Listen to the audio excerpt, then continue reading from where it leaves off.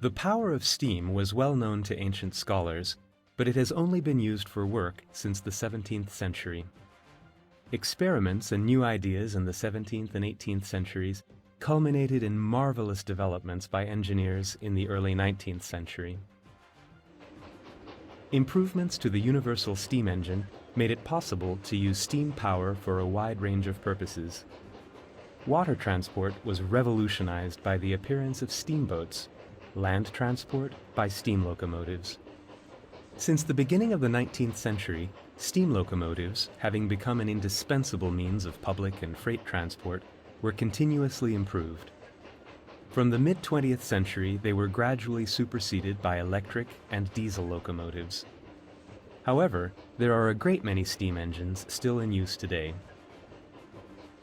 Steam locomotives convert heat energy into kinetic energy, that is, the rotation of the wheels. Heat is obtained by burning coal in the firebox.